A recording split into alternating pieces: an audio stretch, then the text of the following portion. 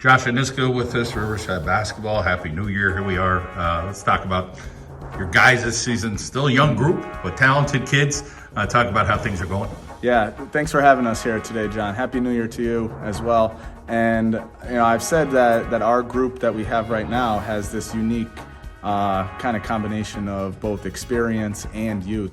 We have a couple guys who have been starting for 3 years now that are juniors. So they still have a lot of basketball ahead of them, but they've played in big games, and they have some big game experience. And we have a freshman who's starting for us right now, and he adds another dimension to our team. And he, even though he's a freshman, he's played a lot of basketball leading up to this point, and he's ready for varsity play. High basketball IQs. I mean, these are basketball families, these kids.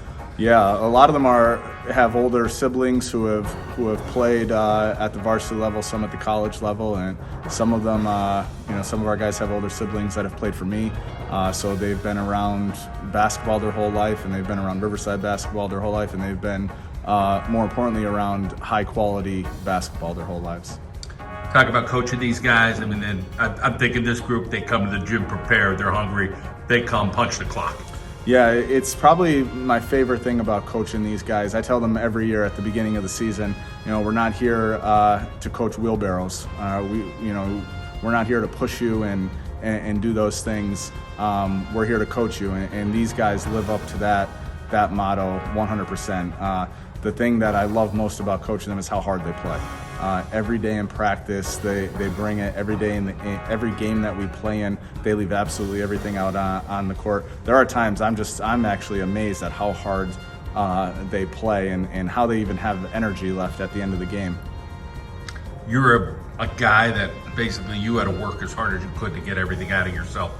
And your coach is basically the same kind of kid here at Riverside. Talk about seeing those rewards of kids that just they work real hard, they're focused, and they want to go get it, and they want to play for their school. They're proud Vikings here. Absolutely, yeah. I definitely wasn't the most gifted athlete. Naturally, I relied on being smart and working hard. And we got guys that are a little bit better athletes than I ever was.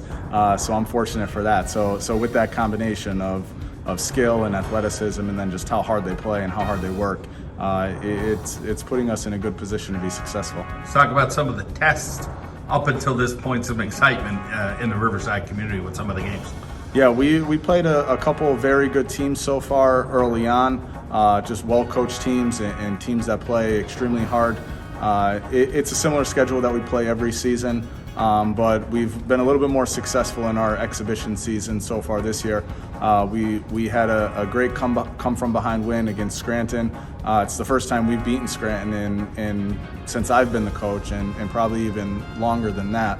And that was very exciting. We had the gym was rocking. It was a great atmosphere. We have a great student section and a lot of community support behind us. We recently won the Taylor Lions tournament against a really tough West Scranton team.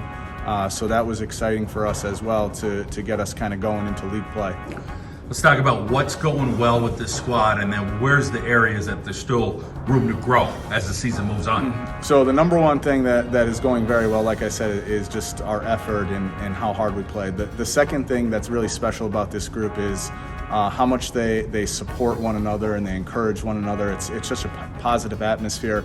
I don't think anybody ever really cares who gets the credit. They're always willing to make the extra pass to their teammates. One area I think we definitely could improve is just some situational things where the game is on the line and there's a little bit more pressure. We haven't been in too many situations like that so far this season, so we're trying to replicate it in practice, and hopefully it's going to pay off in the games. I'm guessing you guys are about as long as 6'2", 6'3", so let's talk about the boards and being able to handle teams down the road that might have some guys a little bit bigger. Yeah, we don't really have a traditional big guy, so to speak. Our center is maybe 5'11". He's going to tell you he's probably 6'2", but he's probably about 5'11". So it's a gang rebounding mentality. That's what we talk about all the time.